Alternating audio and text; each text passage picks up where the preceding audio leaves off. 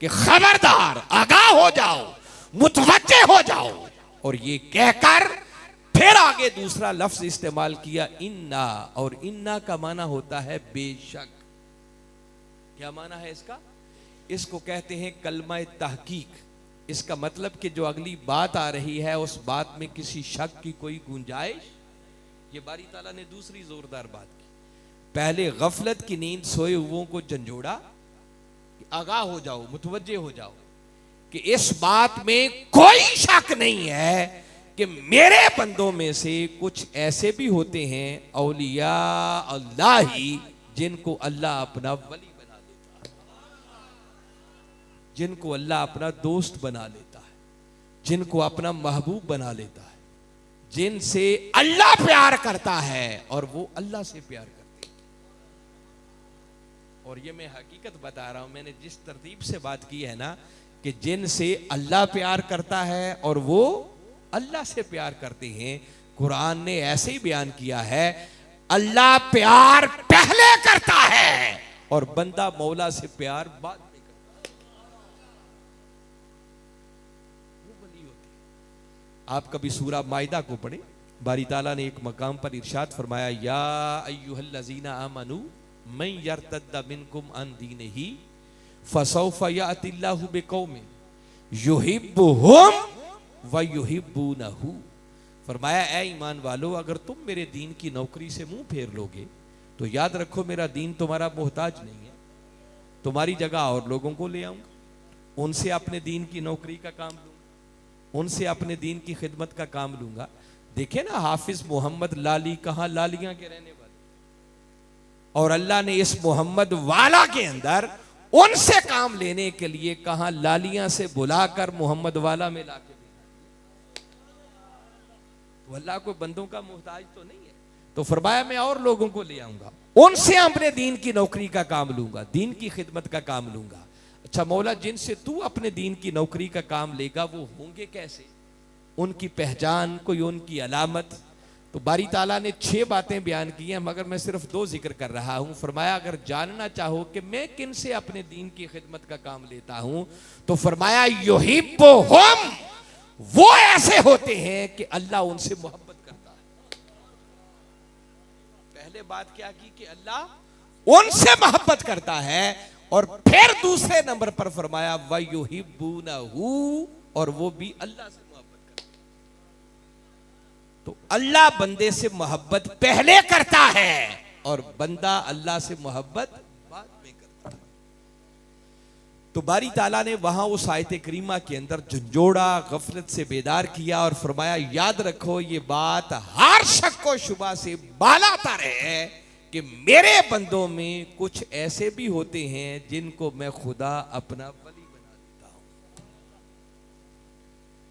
अब ये जो उसने इतना बयान कर दिया कि वली होते हैं, और इसमें कोई शक वाली बात नहीं है कि कुछ उसके लोग वली, देखे ना, हैं तो हम सारे इंसान, और इंसानों को अल्लाह रब्बुल इज्जत ने अपनी मखलूकात में से सबसे अशरफ बनाया। फरमाया वाला कद कर्रमना बनी आदम, हमने बनी आदम को, आदम अलैहिस्सलाम की औलाद को तकरीम बख्शी, इज्जत बख्शी, उसके सर पर करामत और बुजुर्गी का ताज रखा। कहीं फरमाया लकद खलकनल इंसान फी अहसनी तकवीम, हमने इंसान को अहसन तकवीम बनाया। तो इंसान को अल्लाह ने अशरफुल मखलूकात बनाया, तो भाई इंसान होने में तो कोई शक नहीं, मगर यही कुरान कहता है कि हैं इंसान, मगर इंसान होकर भी कुछ ऐसे बदनसीब हैं कि कुरान कहता है कि वो हैवानों से भी बदतर। आप सूरह आराफ को पढ़े, सूरह आराफ में बारी ताला ने जुमले लिखे, फरमाया वो जिनको हमने दिल दिए सोचते नहीं, आंखें दी देखते नहीं, कान दिए सुनते नहीं, फरमाया वो ऐसे ही है जैसे हैवान होते हैं, और हैवान ही नहीं बल्कि हैवानों से भी बदतर है। तो इंसान होकर भी हैवानों से बदतर हो गए, तो बराबर तो ना रहे ना सारे, कुछ हैवानों से भी बदतर।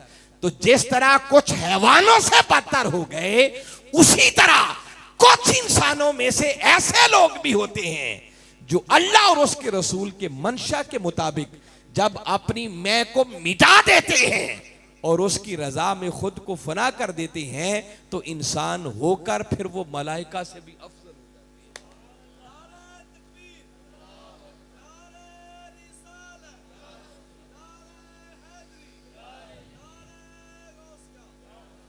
फिर वो अल्लाह के बंदे जिन गलियों से गुजरते हैं, मलाइका सफ़ें बनाकर हाथ बांध कर दोनों तरफ खड़े होते हैं उनकी ज़ियारत के लिए। हुजूम होता है उनके इर्द गिर्द, उठते बैठते चलते फिरते हर तरफ मलाइका का हुजूम होता है। मलाइका उनके खिदमतगार बन जाते हैं। तो मैं ये अर्ज कर रहा हूं कि एक तो ये क्लैरिटी हो गई, इस बात को अपने जहन में बिठा लें कि अल्लाह के कुछ बंदे ऐसे होते हैं जिनको खुदा अपनी मोहब्बत के लिए चुनता है और उनको फिर वलियों की सफ में शामिल कर देता है।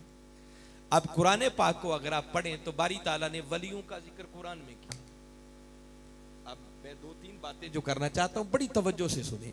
वलियों की शान को समझना हो तो वली की शान और मकाम यह है कि किसी अल्लाह के मर्द कामिल वली की बारगाह में बैठना, उसके चेहरे की जियारत करना, उसकी बातों को सुनना, फिर उसकी तालीमात पर अमल करना, उसके दिए हुए औराद व वज़ाइफ करना, ये सब बाद की बातें हैं। मैं बता रहा हूं कि जब कोई शख्स घर से किसी मर्द कामिल की तलाश में फकत निकल पड़ता है तो वो जो एक एक कदम तय करता है वो भी अल्लाह की बारगाह में बतौर इबादत लिखा जाता है। उनकी सोहबत में बैठना तो फिर ऊपर दर्जे की इबादत है, उनके चेहरे को तकना तो फिर उससे अगले दर्जे की इबादत है, उनकी तालीमात को सुनना और अमल करना तो उससे अगली इबादत है, उनके दिए हुए औरादो वज़ाइफ पढ़ना उससे अगले दर्जे की इबादत है। मैं तो कह रहा हूं कि बंदा जब सिर्फ घर से निकल पड़ता है उस मर्दे कामिल का मिलना ना मिलना ये बात की बात है। बस वो जब तलाश में निकल पड़ा कि मौला किसी अपने मर्दे कामिल से मिला दे तो वो जो मर्दे कामिल की तलाश में वो एक एक कदम तय करता है, उसका उठने वाला वो एक एक कदम भी अल्लाह की बारगाह में बतौर इबादत लिखा जाता है। आप कभी सूरह कहफ को पढ़े, आप में उस वाक़े की तफसील में नहीं जाता। हजरत मूसा अलैहिस्सलाम और उनके साथी हजरत यूशा बिन नून अलैहिस्सलाम दोनों अल्लाह के एक नेक बंदे हजरत खिजर अलैहिस्सलाम की तलाश में निकले थे और तलाश करते करते जब उस जगह पर पहुंचे जहां दो दरियाओं की सरजमीन मिलती थी और घर से वो मछली जो काट कर तल कर अपने नाश्ते के लिए तैयार करके लाए थे, जहां वो मछली जिंदा होकर पानी में कूद गई, कुरान कहता है फवाजदा अब्दम मिन इबादीना, कि वो दोनों जब उस मकाम पर पहुंचे तो उन्होंने हमारे बंदों में से उस खास बंदे को पा लिया। किन्होंने पाया? मूसा अलैहिस्सलाम और हजरत यूशा बिन नून ने। अब पाया तब जाता है जब कोई किसी की तलाश में निकलता है और कुरान बता रहा है कि हजरत मूसा अलैहिस्सलाम खिजर अलैहिस्सलाम की तलाश में निकले। किसकी तलाश में निकले? खिजर अलैहिस्सलाम नबी नहीं है, अल्लाह के वली हैं। जमहूर अहले इल्म की राय के मुताबिक वो नबी नहीं है, वली है। तो एक नबी वली की तलाश में जा रहा, तो कुरान ये बता रहा है कि वलियों की तलाश में निकलना ये खुद सुन्नत अंबिया। मोहम्मद वालों मैं क्या बता रहा हूं कि वलियों की तलाश में निकलना ये क्या है? सुन्नत अंबिया है और नबी की सुन्नत पर अमल करना इबादत है। और जब किसी साबका नबी की किसी सुन्नत का जिक्र कुरान में आ जाए तो फिर होता वो कोई साबका नबी, उसकी सुन्नत है, मगर चूंकि कुरान में आ गई तो कमली वाले आका सल्लल्लाहु अलैहि वसल्लम की उम्मत के लिए वो हुक्म का दर्जा इख्तियार कर लिया। इसलिए मैंने कहा कि चूंकि वलियों की तलाश में निकलना मूसा अलैहिस्सलाम की सुन्नत और उनकी सुन्नत पर अमल करना इबादत है, तो अब क़यामत तक जब कोई शख्स किसी मर्दे कामिल की तलाश में नेक नियति से निकलेगा तो वो जो उस सफर में एक एक कदम भी तय करेगा, उसका उठने वाला हर हर कदम भी अल्लाह की बारगाह में बतौर इबादत लिखा जाएगा। बाज लोगों के जहन में गुमान आता है कि भाई ये बड़ी अजीब सी बात है कि मूसा अलैहिस्सलाम उलुल अज़म पैगंबर और वो एक अल्लाह के वली की तलाश में जाए। तो कईयों ने इस इतराज से बचने के लिए ये कौल भी किया कि खिजर अलैहिस्सलाम वो अल्लाह के वली नहीं थे बल्कि वो भी नबी थे। तो नबी नबी की तलाश में जा सकता है। मगर याद रखें, ये राय अपनी जगह पर, मगर जमहूर अहले इल्म का जिस बात पर इत्तेफाक है वो बात हक है कि खिज़र अलैहिस्सलाम अल्लाह के नबी नहीं है बल्कि अल्लाह के वली हैं। तो यहां तो इस एतराज से बचने के लिए बाज लोगों ने कह दिया कि खिज़र अलैहिस्सलाम अल्लाह के नबी हैं। तो अब मैं आपको एक ऐसी मिसाल देना चाह रहा हूं कि जिसमें शक की गुंजाइश ही कोई नहीं रह जाती। अब वहां क्या तावील करें? हजरत मरियम अलैहिस्सलाम, क्या ख्याल है, वो अल्लाह की नबिया हैं या वलिया है? इस बात में तो कोई इख्तिलाफ नहीं है कि औरत मकाम नबुव्वत पर फाइज नहीं हो सकती। औरत कभी नबी, तो अगर वो नबिया नहीं है तो फिर क्या कहलाएंगी? वलिया। और खुद अल्लाह के पैगंबर हजरत ज़करिया अलैहिस्सलाम की ज़ेरे निगरानी अपनी तरबियत की मंजिलें तय कर रही थी। सूरा आले इमरान को पढ़ें, बड़ी तफसील से जिक्र मिलेगा। कुरान कहता है कि ज़करिया अलैहिस्सलाम जब हजरत मरियम अलैहिस्सलाम के हुजरे में दाखिल हुआ, कुल्लमा दाखला अलैहा ज़करिया अल-मिहराब वजदा इंदहा रिज़्क़ा। ज़करिया अलैहिस्सलाम जब हजरत मरियम अलैहिस्सलाम के हुजरे में दाखिल होते, बाहर ताला लगा होता, किसी के आने जाने का रास्ता ना होता। जैसे ही ताला खोल के वो हुजरे में दाखिल होते तो जाकर देखते हजरत मरियम अलैहिस्सलाम के पास बेमौसम फल पड़े होते, वलिया के पास फल पड़े होते। जब फल पड़े हुए देखे तो कुरान कहता है वो हजरत मरियम से पूछने लगे, काला या मरियम अन्ना लके हाज़ा, मरियम ये फल कहां से आए? तो कुरान ही जवाब लेता है, कालत हुवा मिन इंदिल्लाह। तो वो अल्लाह की नेक बंदी हजरत मरियम जवाब देती हैं कि अल्लाह के पैगंबर ये सब मौला की बारगाह से आए। इन्नल्लाह यर्ज़ुक़ु मन यशाउ बिग़ैरि हिसाब, बेशक अल्लाह जिसे चाहता है बेहद हिसाब रिज़्क़ अता कर देता। अब कुरान आगे कहता है कि जैसे ही ज़करिया अलैहिस्सलाम ने ये बात सुनी और मरियम के पास बेमौसम फल देखे और जवाब सुना ये अल्लाह की बारगाह में आए हैं, तो समझ गए ये कोई आम बंदी नहीं, को अल्लाह की बड़ी मकबूल बंदी है। अगले कुरान के कलिमात हैं, कुरान कहता है हुनालिका दआ ज़करिया रब्बा। ज़करिया अलैहिस्सलाम ने वहीं उसी हुजरे में उन्हीं कदमों पर खड़े होकर अल्लाह की बारगाह में दुआ की कि मौला अगर मरियम को इस बंद हुजरे में बेमौसम फल अता कर सकता है तो क्या हुआ अगर मैं बूढ़ा हो चुका, मेरी बीवी इस काबिल नहीं रही है, तेरी इसी नेक बंदी के वसीले से तेरी बारगाह में अर्ज करता हूं कि मुझे भी बुढ़ापे की उम्र में बेटे की नेमत अता फरमा। नारे तकबीर, नारे रिसालत, नारे रिसालत, नारे तहकीक, नारे हैदरी, नारे गौसिया, नारे गौसिया। अब देखिए ना, ज़करिया अलैहिस्सलाम ने अल्लाह की बारगाह में बेटे की दुआ की और कुरान कहता है कहाँ की? हुनालिका, उसी हुजरे में खड़े होकर जहां बेमौसम फल देखे थे, जहां मरियम की जुबान से जवाब सुना था कि ये फल अल्लाह की बारगाह से आए। अब अगर ज़करिया अलैहिस्सलाम ने दुआई करनी थी तो जल्दी क्या थी, घर जाके कर लेते, तो 2 नफल भी पढ़ लेते, सरबसजूद होकर अल्लाह की बारगाह में अर्ज करते। और मालूम नहीं जिंदगी में वो ऐसी दुआएं कहां कहां करते रहे, मगर वो दुआएं पेंडिंग होती रही, मुअख्खर होती रही।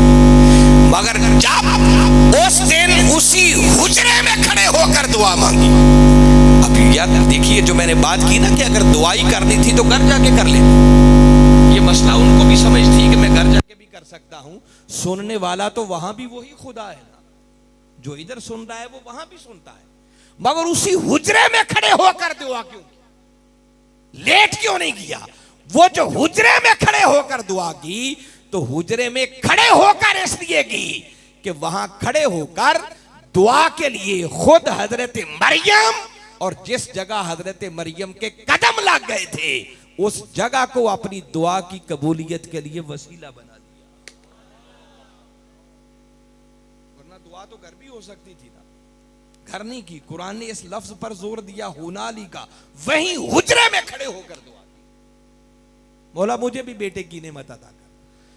सारी जिंदगी दुआएं पेंडिंग होती रही, मुअख्खर होती रही, मगर जब उस अल्लाह की वलिया के हुजरे में खड़े होकर दुआ मांगी तो अब इससे अगली आयत में कुरान कहता है फनादतहुल मलाइका, वहुवा काइमुन युसल्ली फिल मेहराब, अभी वो उस हुजरे में खड़े होकर दुआ मांग रहे थे, अभी दुआ से हाथ पलटकर वापस नहीं आए थे, दुआ कर रहे थे कि अल्लाह ने फरिश्तों की एक जमात को भेजा, जाओ मेरे जकरिया को खुशखबरी सुना दो कि जकरिया तेरी दुआ कबूल हो गई, तेरे घर बेटा होगा, उसका नाम यहया, बेटा होगा, उसका नाम यहया। जिसका मतलब ये है कि वो खुदा अगर देने पे आ जाए तो वलियों के सदके से नबियों को बेटे भी अता कर देता है। अब यहां क्या कहेंगे, अब मरियम को नबी बनाने से दो रहे, अब वो नबी तो नहीं बन सकते हैं, तो वली है, तो बाबा इससे नबी की शान कम नहीं होती, शान नबी ही की ज्यादा है। वली को तो जो कुछ मिलता है वो मिलता भी नबी के कदमों के सदके से है। मगर ये जो अल्लाह ताला ने अपने नबियों की ऐसी सुन्नतें कायम कर दी ना, कायम इसलिए की हैं कि चूंकि कमली वाले आका सल्लल्लाहु अलैहि वसल्लम की जात अक़दस पर आकर नबूवत का दरवाजा हमेशा के लिए बंद हो जाना था, फिर किसी नबी ने नहीं आना था, और नबूवत का दरवाजा बंद होने के बाद इस फैज़ नबूवत ने आगे दरे विलायत से जारी होना था। तो वलियों की अहमियत को उजागर करने के लिए बारी ताला ने अपने नबियों की ऐसी सुन्नतें बना दी ताकि क़यामत तक आने वाले लोगों को पता चलता रहे कि वलियों की शान और मकाम क्या है। अब ये जो मैं बात आपको बता रहा हूं कि हजरत, ये कुरान की बात है, कोई किस्सा कहानी नहीं है, कि हजरत मरियम अलैहिस्सलाम का बंद हुजरा होता, उन फलों का मौसम भी ना होता, और जकरिया अलैहिस्सलाम जाते तो बेमौसम फल पड़े होते, तो क्या ख्याल है, ये वलिया की करामत नहीं है? तो अल्लाह वलियों की करामतों को भी बयान कर रहा है, वो वलियों के सदके नबियों को क्या क्या कुछ अता कर देता है। बाबा ये किस्से कहानियां नहीं, ये खुदा ने खुद कुरान में लिखा हुआ है। वो नालायक लोग जो वलियों का इनकार करें, वलियों की अजमत के मुनकिर हों, वलियों के सदके से क्या क्या कुछ मिलता है जिनको समझ नहीं आती, मैं बता रहा हूं, कोई किस्सा कहानी नहीं, आप कोई दाएं बाएं की किताब की बात नहीं, मैं तो डायरेक्ट अल्लाह के कुरान की बात कर रहा कि कुरान उन वलियों की ये शान और मकाम बयान कर रहा है। अगर करामत को सुनना है तो मजीद देखें, एक वलियों की करामत कुरान और बयान करता, सुनते रहते हैं, मगर आज इस अंदाज से जरा सुन। सुलेमान अलैहिस्सलाम बैठे हैं, अल्लाह के पैगंबर हैं, और उधर से 900 मील दूर से मलका सबा उनकी बारगाह में हाजिरी के लिए चल रही, और आप अपनी मजलिस में बैठे हुए हाजरीन से फरमाते हैं कि क्या तुम में कोई ऐसा है जो मलका सबा के यहां पहुंचने से पहले पहले उसका 900 मील दूर पड़ा हुआ तख्त उठा के यहां लिया? मैं बता रहा हूं, मैं कोई किस्सा कहानी नहीं, कुरान आपको बता रहा। आपके हाजरीन में इंसान भी होते थे, जिन भी होते थे।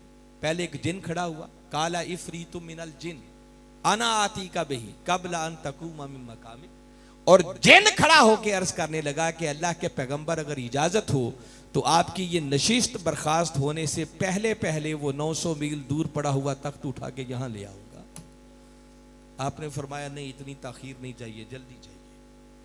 मगर जब जल्दी की बात की तो उस जिन ने कोई अगली पेशकश नहीं की, जिसका मतलब कि वो इससे जल्दी लाने पर कादिर, अगर जल्दी ला सकता होता तो अर्ज करता, अच्छा हुजूर मैं जल्दी ला देता।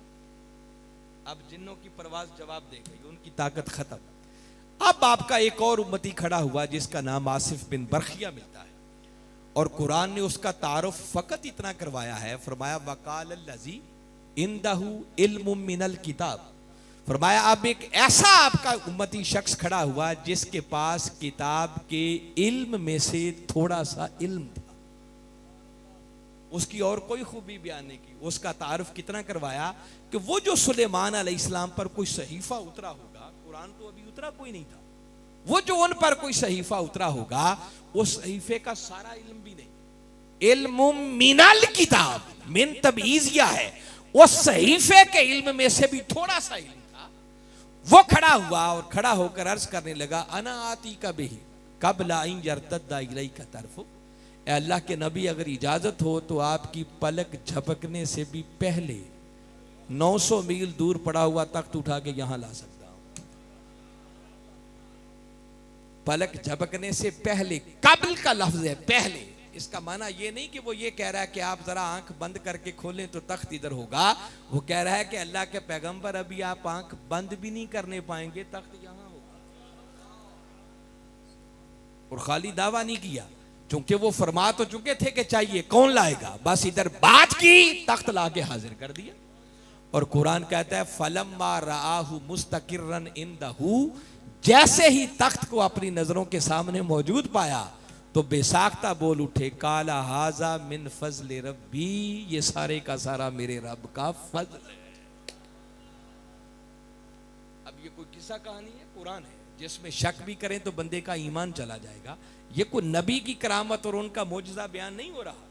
सुलेमान अलैहिस्सलाम की उम्मत का वो अदना सा वली, जिनके पास उन पर उतरने वाले सहीफे का सारा इल्म भी नहीं था, थोड़ा सा इल्म था, उसकी करामत और तसर्रुफात का आलम ये कि पलक झपकने से पहले वो 900 मील दूर चला भी गया, तख्त उठाकर ले भी आया।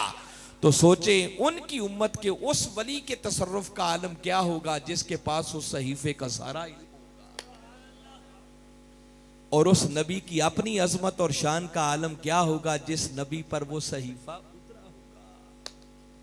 सुलेमान अलैहिस्सलाम उनके मोहताज नहीं थे, बल्कि वो तो जैसे खिदमत गुजारों को हुक्म दिया जाता है ना कि लाओ, कौन लाता है, तो वो उनसे खिदमत ले रहे हैं। शान तो उनकी इज्जत से भी कहीं ऊंची, उनको तो जो कुछ मिला था सुलेमान अलैहिस्सलाम के कदमों के तसद्दुक से मिला था। तो कुरान वलियों का जिक्र करता है, वलियों की अजमत का जिक्र करता है, उनकी शान बयान करता है, उनकी करामतें बयान करता है, उनके सदके और वसीले से नबियों ने कैसे कैसे दुआएं की और अल्लाह ने किस तरह एक वलिया के सदके से हजरत ज़करिया को बेटा दिया था। इसी सूरह कहफ को पढ़े, असहाबे कहफ का नाम तो आपने सुना ही होगा ना। वो साबका किसी उम्मत के साहिबे ईमान लोग थे, अल्लाह के नेक बरगुजीदा बंदे थे। वक्त के जालिम और जाबिर बादशाह के शर से बचने के लिए मुल्क छोड़कर, शहर छोड़कर निकल गए किसी गार में पनाह लेने, और 309 साल तक गार में लेटे रहे। और जब वो चले थे तो साथ उनके एक कुत्ता भी था।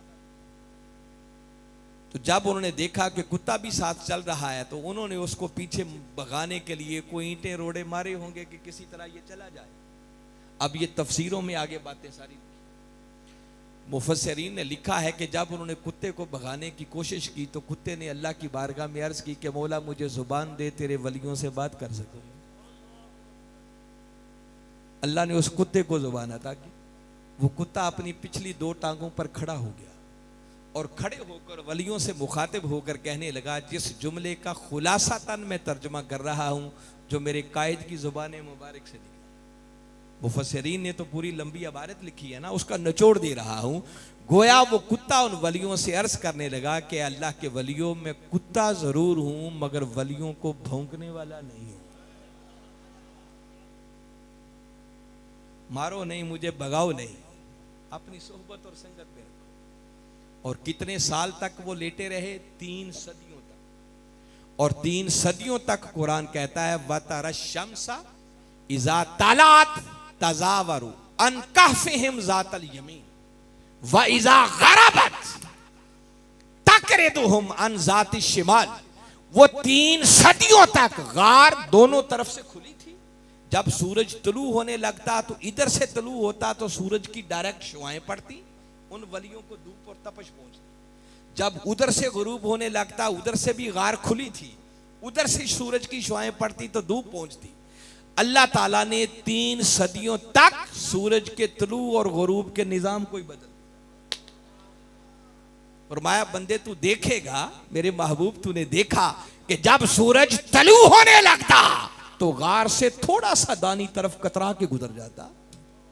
वाइज़ा गरबत तकरिदुहुम अन ज़ाति शिमाल, और जब गुरूब होने लगता तो थोड़ा सा बाएं होके गुजर जाता ताकि अल्लाह के वलियों को तकलीफ ना पहुंचे। तो सोचे उन वलियों की शान और मकाम का आलम क्या होगा कि जिनकी खातिर बारी ताला ने 3 सदियों तक सूरज के तुलू और गुरूब के निजाम को ही बदले रखा।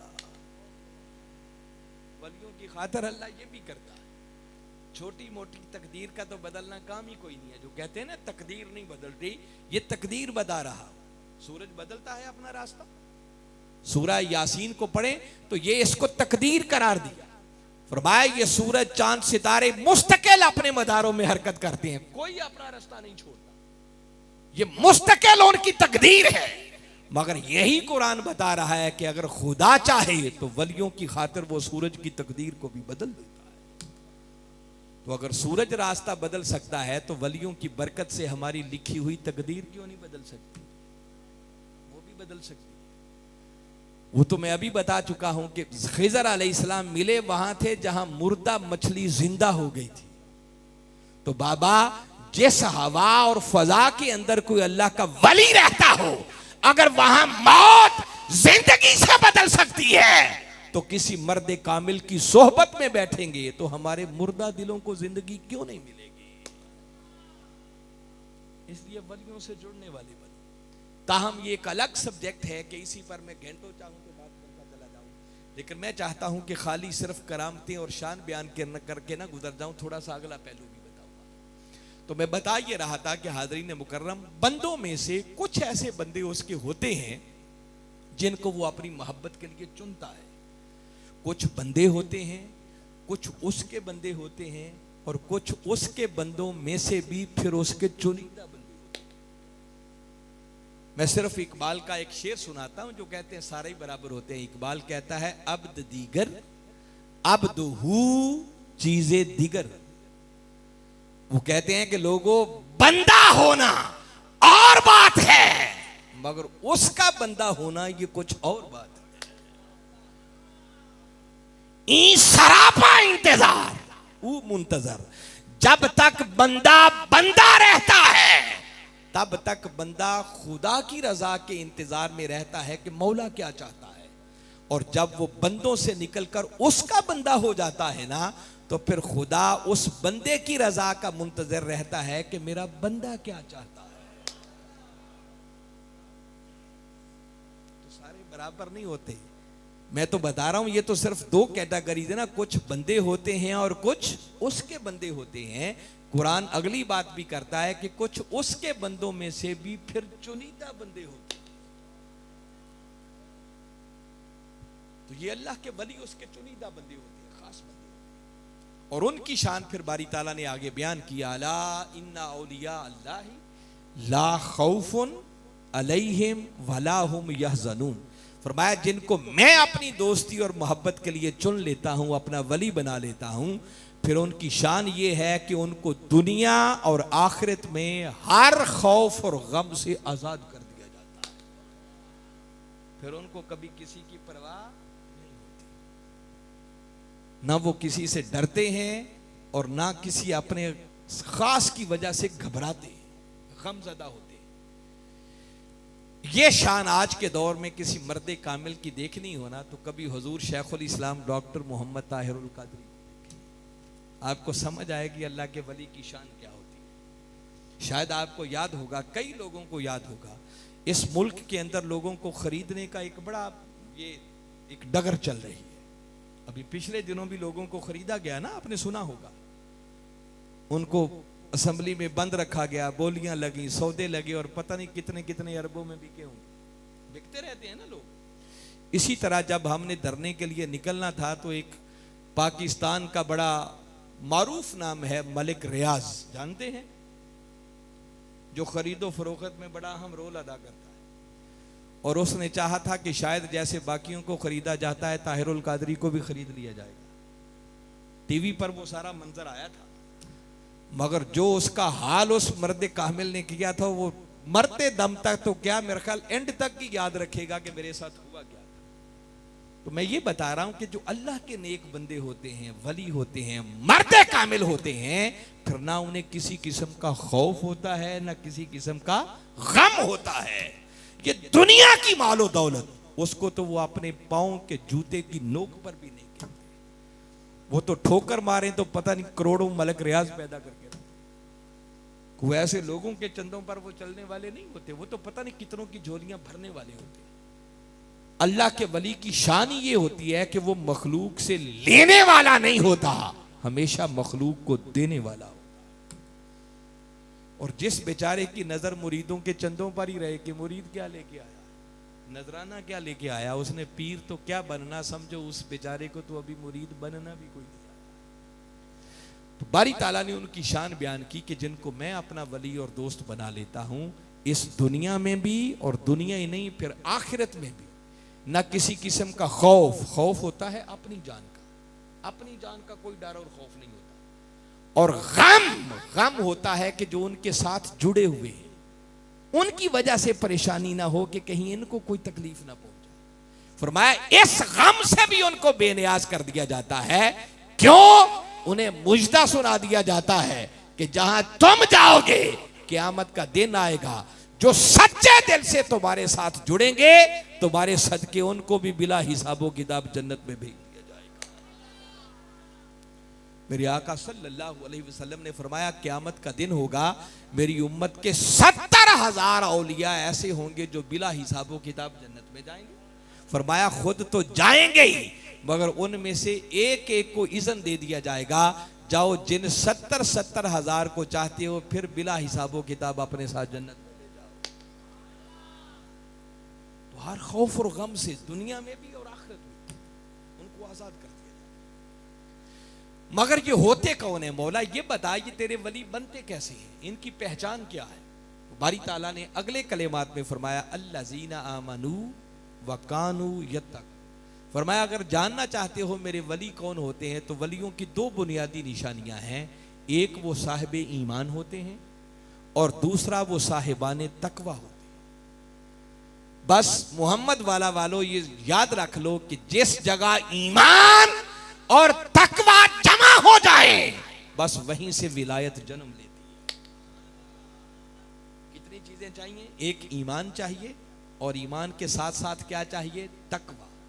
ईमान की दौलत अल्लाह ने हमें अता कर दी, इसमें हमारा कोई जोर नहीं लगा, हमें कोई मेहनत नहीं करना पड़ी, कोई तगोदौ नहीं करना पड़ी, कोई काविश नहीं करना। ये महज उसका कर्म हुआ कि उसने हमें मुसलमानों के घर पैदा कर दिया, ऐसा माहौल अता कर दिया कि ईमान हमें वरासत में मिल गया। ये अल्लाह का कर्म हो गया।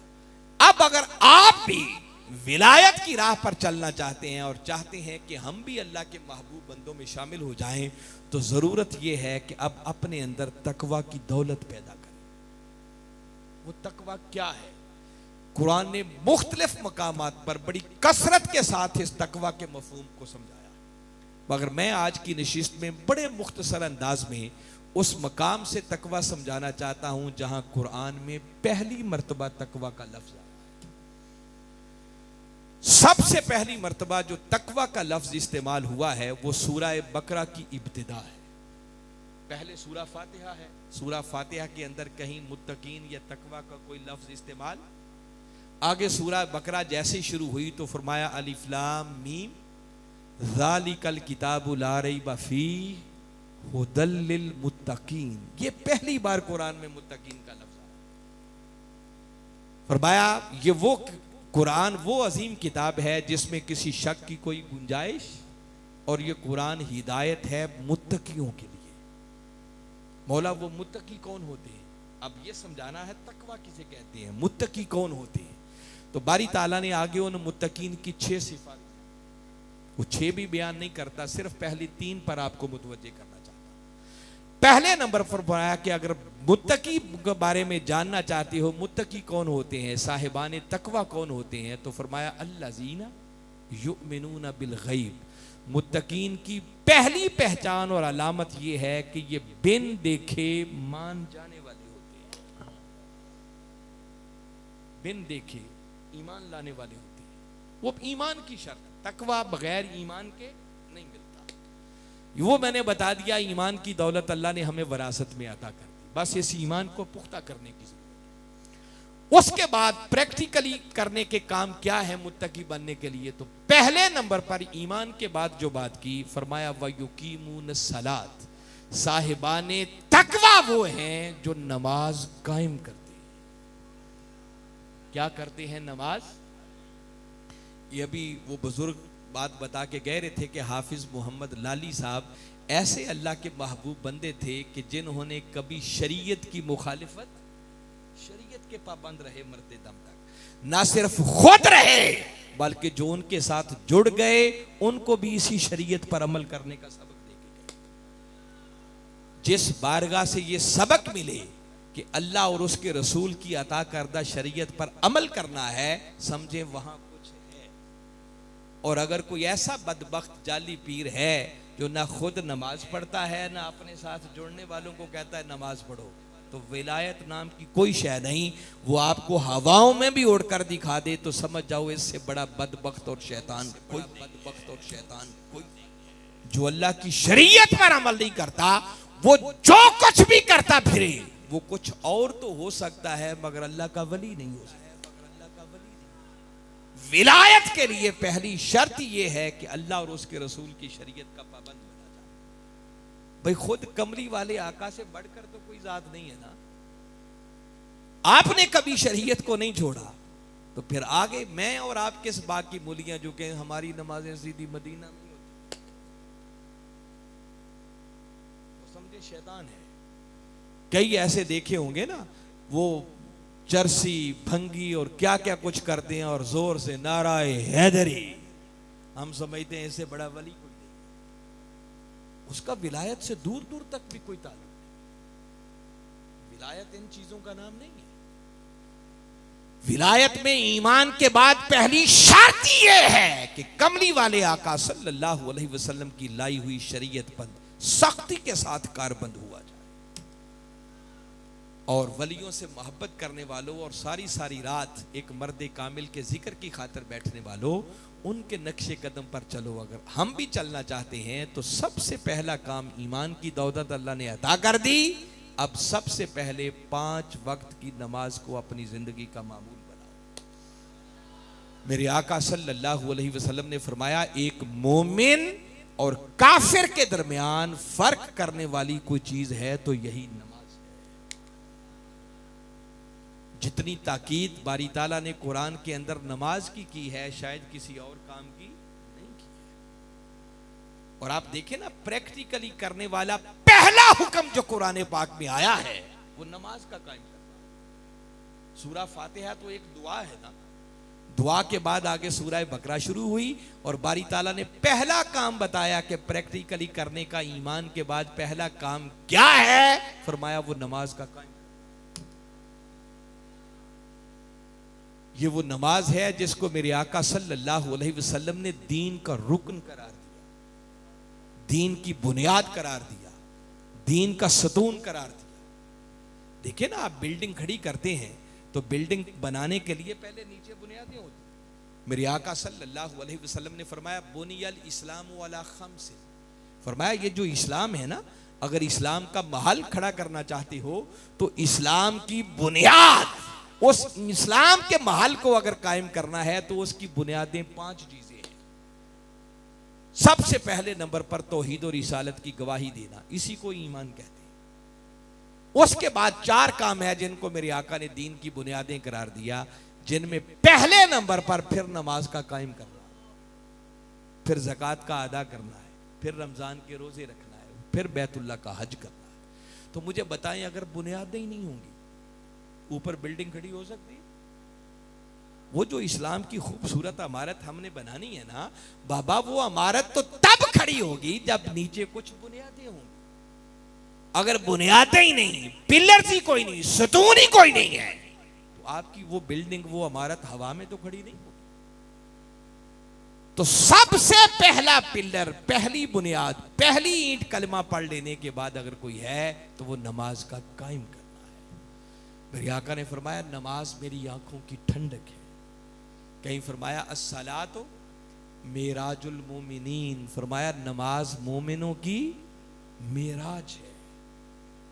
मेराज नबी का महीना आता है ना, बड़े ज़ौक़ शौक से आका का सफर मेराज सुनते हैं, फिर नारे लगाते हैं, कितनी बड़ी अज़मत अल्लाह ने अदा की।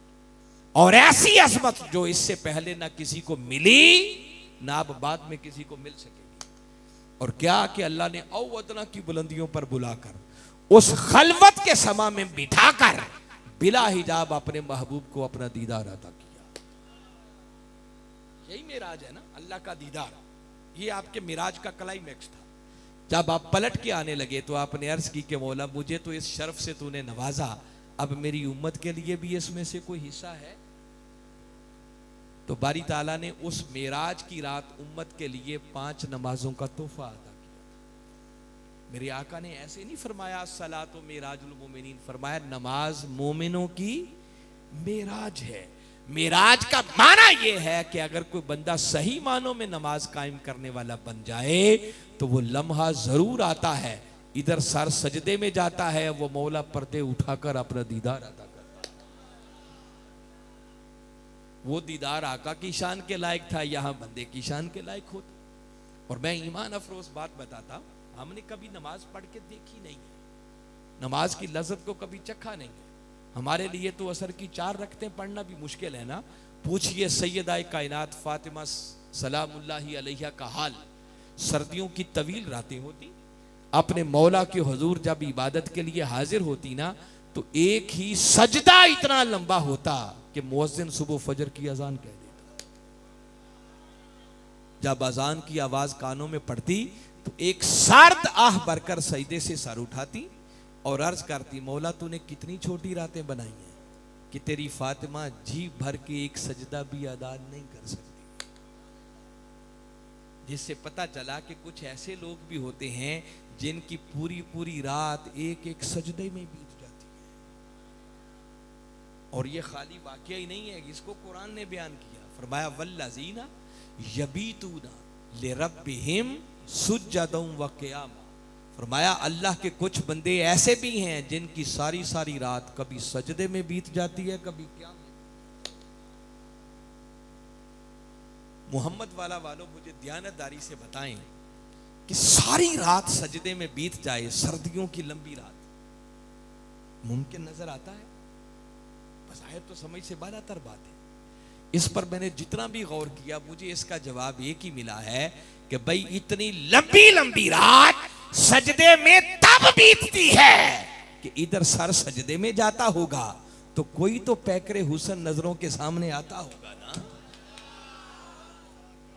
अगर सजदे में नजर कुछ ना आए, कोई पैकरे हुसन सामने ना आए, तो वो तो एक लम्हा भी गुजारना मुश्किल हो जाता। वो सारी रात इसलिए बीत जाती थी कि कोई ऐसा पैकरे हुसन सामने आता होगा जिसे तकने में इस कदर वो मसरूफ हो जाते कि रातों के बीतने का भी पता नहीं चलता था। और ये होता है, मैं बता रहा हूं। मेरे आका सल्लल्लाहु अलैहि वसल्लम ने यही बात फरमाई जब जिब्रील अमीन अलैहिस्सलाम आपकी खिदमत अक़दस में हाजिर हुए, इंसानी शक्ल में आए, सवाल किया अख़बिरनी अनिल ईमान या रसूलल्लाह सल्लल्लाहु अलैहि वसल्लम। आका फरमाई ईमान किसे कहते हैं? मेरे आका ने जवाब दिया ईमान क्या है। फिर पूछा आका जरा इरशाद फरमाएं इस्लाम किसे कहते हैं? मेरे आका ने दूसरे सवाल का जवाब दिया। फिर तीसरा सवाल किया अख़बिरनी अनिल इहसानी या रसूलल्लाह सल्लल्लाहु। आका जरा फरमाएं एहसान किसे कहते हैं?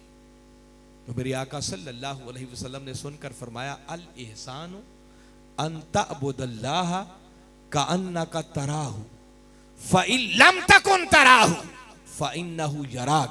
फरमाया बंदे एहसान ये है कि जब तू इबादत के लिए मौला की बाज़रगाह में हाजिर हो तो तेरी कैफियत ये हो कि जैसे उसके हुस्न मुतलक को तू अपनी आंखों से तक रहा है। ये है इबादत और नमाज की कैफियत, जिसको हालत एहसान करा। फरमाया इस कैफियत में हो जैसे उसके हुस्न मुतलक के जलवे तेरी आंखों के सामने। और आगे फरमाया फ़इन लम तकुन तराहु फ़इन्नहु यराक। बंदे अगर तू उसे ना देख सके तो कम से कम ये यकीन तो जरूर होना चाहिए कि तेरा रब तुझे देख रहा है। अगर इतना यकीन ही पुख्ता हो जाए तो भाई रब तो बंदे को देखता ही है ना, तो हमारी नमाजों की कैफियत बदल जाए। देखे ना अभी रमजान गुजरा है, आप रोजा रखते हैं, बसा औकात सख्त प्यास लगी होती है, बंद कमरे में छुप कर भी आप पानी नहीं पीते। क्यों नहीं पीते? कि मैं बेशक 7 कमरों में भी चला जाऊं तो वो मौला फिर भी देख रहा है। अगर यही यकीन उस नमाज में भी करने की कोशिश करें कि मैं जिसकी बारगाह में खड़े हूं वो मुझे देख रहा है, तो हमारी नमाज की कैफियत बदल जाती मैं सिर्फ अगली एक बात करके बात को ख़त्म कर दूंगा ताकि बहुत लंबी गुफ्तगू ना हो जाए, मगर बात ईमान अफरोज़ और मेरी पूरी तकरीर का निचोड़ है जो मैं देना चाह रहा हूँ। है सुनने के लिए तैयार हैं? तवज्जो है आपकी मेरी तरफ? सो तो नहीं गए ना? गौर से सुने। अब सवाल जहन में ये पैदा होता है कि ये बंदे को कैफियत, ये हालत नसीब कैसे होती है कि इधर बंदा नमाज में अल्लाह अकबर कहे और उधर मौला के हुस्न के जलवे आंखों के सामने आते। हमारी तो जिंदगियां बीत जाती है ना, नमाजें पढ़ पढ़, तहज्जुदें पढ़ पढ़, रोजे रख रख, नवाफल पढ़ पढ़ के, मगर होता कुछ भी नहीं। इधर अल्लाह अकबर कहते हैं, दिन भर के भूले हुए सारे काम भी नमाज में याद आते हैं। दुकानों का हिसाब भी इधर, दिन भर का सारा हिसाब किताब नमाज में। तो कैफियत क्यों नहीं बदलती? नमाज में दिल लगता क्यों नहीं? हमें वो हुजूरी नसीब क्यों नहीं होती? बहुत बड़ा सवाल है ना कि जिंदगी बीत गई नमाजें पढ़ते हुए मगर मिलता कुछ नहीं, दिल कोई नहीं लगता, सफर तय कोई नहीं होता। तो वो कैसे कैफियत बंदे को मिले कि इधर बंदा अल्लाह के हुजूर जाए, बस दुनिया से ताल्लुक कट जाए, सिर्फ मौला से जुड़ जाए। ये हालत कैसे नसीब होती है? ये आपको पते की बात बता रहा हूं।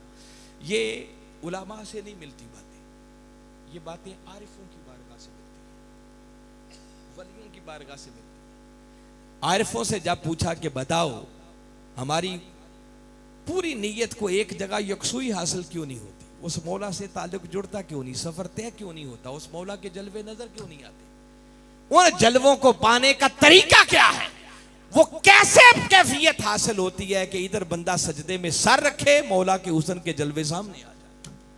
उन्होंने कहा परेशानी की जरूरत नहीं, इसका हल मौला कमली वाले आका सल्लल्लाहु अलैहि वसल्लम ने इसी हदीस मुबारक में दे दिया। अब वो बड़ी काबिल गौर बात है, समझने वाली बात है, और बड़ी तवज्जो से अगर गौर से सुनेंगे तो ईमान पर बहार आ जाएगी, नहीं सुनेंगे तो सर से गुजर जाएगी।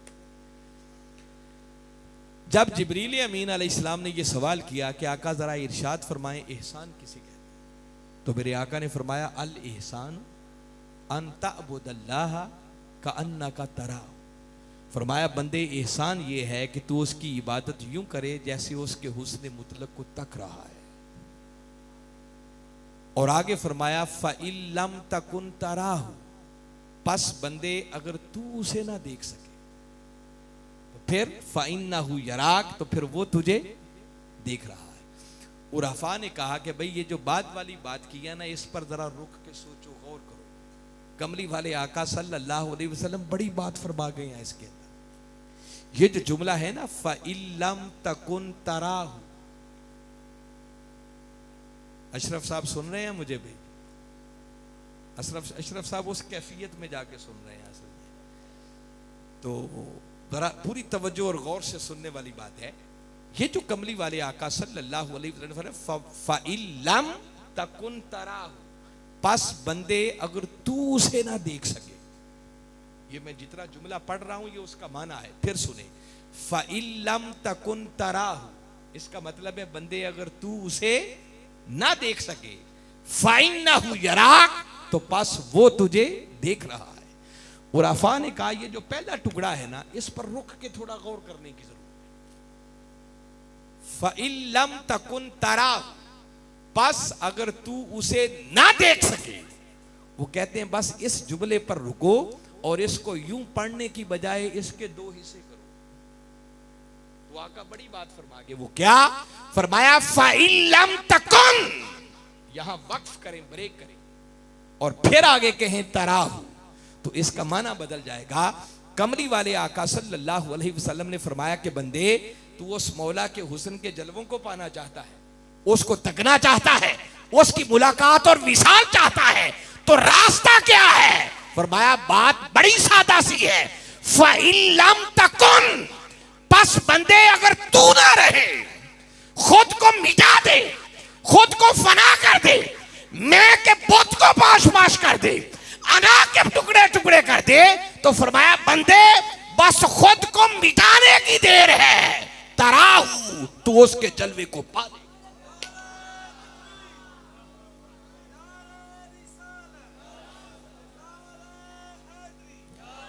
फरमाया बंदे ये तेरी अपनी जात है, ये तेरी मैं और आना का बुत है जो उसके हुस्न मुतलक के जलवों में रुकावट बना हुआ है, पर्दा बना हुआ है। अब मैं सिर्फ इस बात को समझाने के लिए एक मिसाल दे के बात खत्म करता।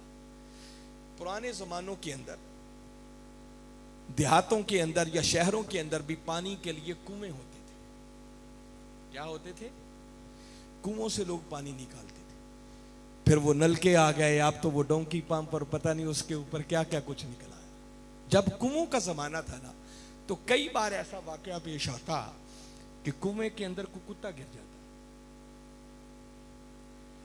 तो अब मसला बनता कि अब कुआं नापाक हो गया, इसको पाक कैसे किया जाए। तो फुकहा ने इसका हल दिया कि अगर कुएं के अंदर कुत्ता गिर जाए तो तरीका यह है उसको पाक करने का कि कुएं के अंदर से 40 डोल पानी के निकाल दो। कितने डोल? बस फरमाया गिन के 40 डोल निकालो, बाकी कुआं पाक हो जाएगा। मगर मोहम्मद वालों मुझे बताओ, अगर कुत्ता कुएं के अंदर ही रहे तो कुआं पाक होगा? फुकहा ने मसला यह बताया था कि पहले उस कुत्ते को निकालो, जब कुत्ता निकल जाए तो कुएं को खाली करने की जरूरत नहीं, बस सिर्फ 40 डोल निकालो, बाकी कुआं ऑटोमेटिकली पाक हो जाएगा। 40 डोल निकालने से पाक कब होगा? जब पहले उस मरे हुए कुत्ते को निकालेंगे। अगर कुत्ता ना निकाले, कुत्ता अंदर ही रहे, तो 40 डोल तो क्या सारा कुआं भी खाली कर दें तो कुआं कभी पाक नहीं हो सकता।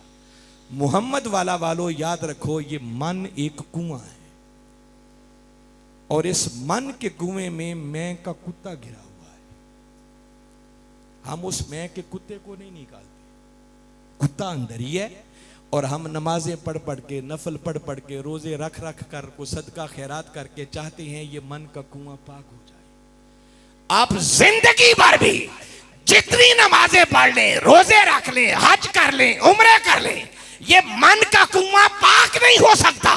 नमाज में कैफियत नहीं मिलेगी, सफर तय नहीं होगा।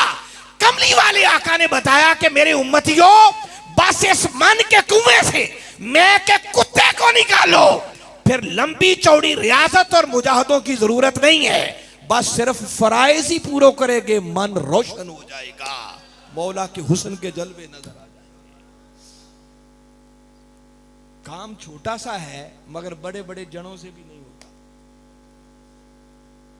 और जो ये कर जाते हैं वही अल्लाह के वली बन जाते हैं।